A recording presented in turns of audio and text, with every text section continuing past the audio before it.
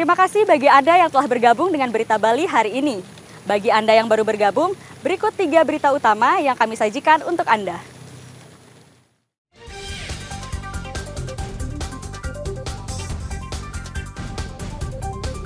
Harga gula pasir di Karangasem terus naik.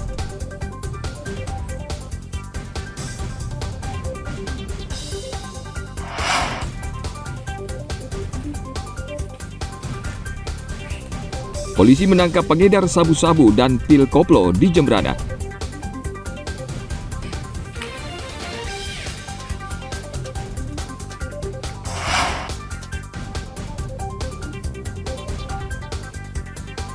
Mencoba wisata glamping di hutan desa Pelaga Petang, Badung.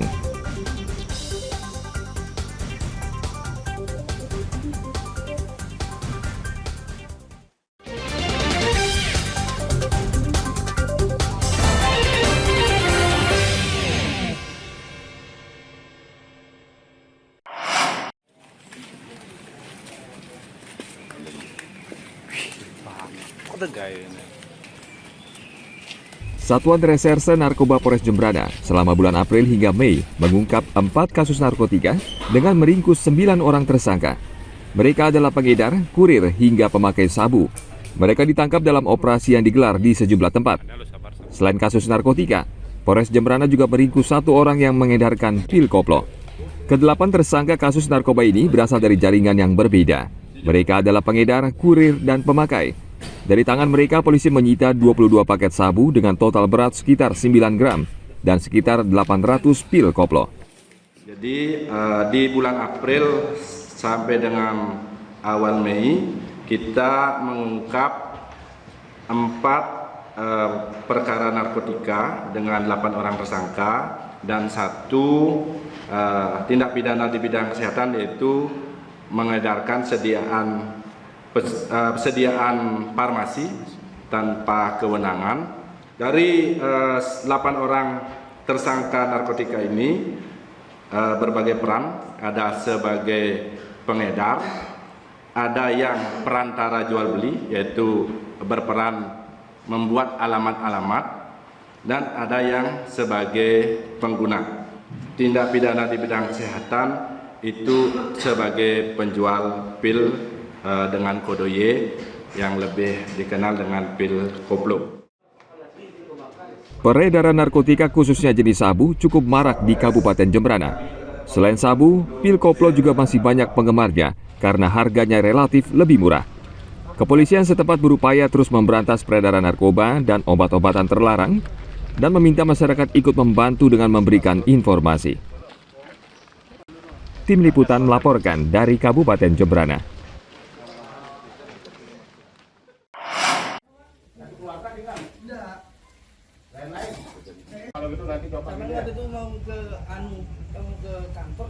Tim gabungan gencar melakukan razia penduduk pendatang di seluruh kecamatan di Karangasem.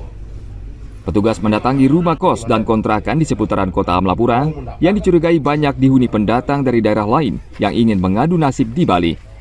Tim gabungan terdiri dari Satpol PP, TNI, Kepolisian, Dinas Kependudukan dan Catatan Sipil, serta petugas kecamatan dan kelurahan setempat. Satu persatu penghuni rumah kos harus didata nama mereka, dan petugas menemukan banyak warga yang belum mengantongi surat keterangan penduduk non-permanen atau SKPNP. Razia juga berlangsung di Kampung Bangras dan Karanglangko, dan petugas menemukan belasan penduduk pendatang yang tidak memiliki SKPNP. Bersama-sama dari kelurahan, bersama kecamatan, Pol PP, Polisian, dan juga Dinas Dukcapil melakukan langkah preventif pasca kegiatan mudik lebaran. Jadi kami mendata penduduk-penduduk pendatang di wilayah kami, khususnya di Kelurahan Karangasem, saat ini di lingkungan Bangras. Jadi diharapkan semua penduduk pendatang yang datang ke Kelurahan Karangasem melengkapi diri dengan surat keterangan penduduk non permanen. Penduduk pendatang yang terjaring razia mendapat peringatan dan pembinaan. Petugas kemudian meminta mereka mengurus surat keterangan penduduk non-permanen sesuai Permendagri nomor 74 tahun 2022. Bali dengan kemajuan industri pariwisata menjadi magnet bagi pendatang dari Jawa dan daerah lainnya untuk mengadu nasib. Tim Liputan melaporkan dari Kabupaten Karangasem.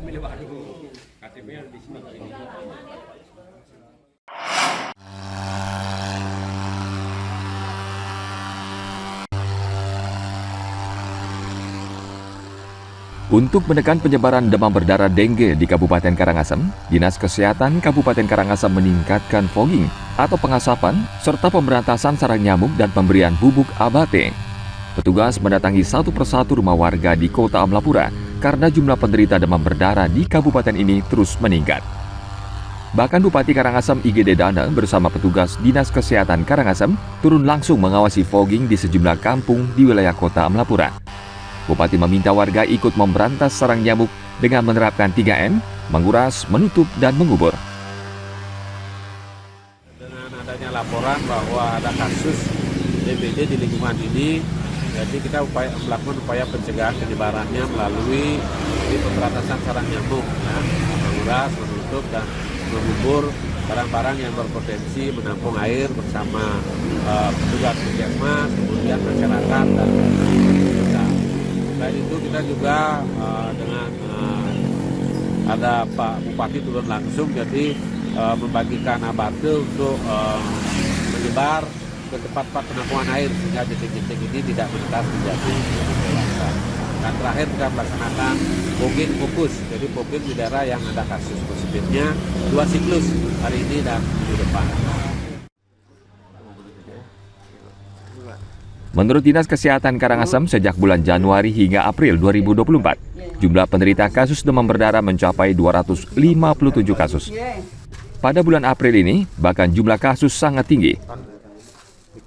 Tingginya kasus DBD di Karangasem ini disebabkan faktor cuaca yang kadang panas dan hujan. Tim Liputan melaporkan dari Kabupaten Karangasem.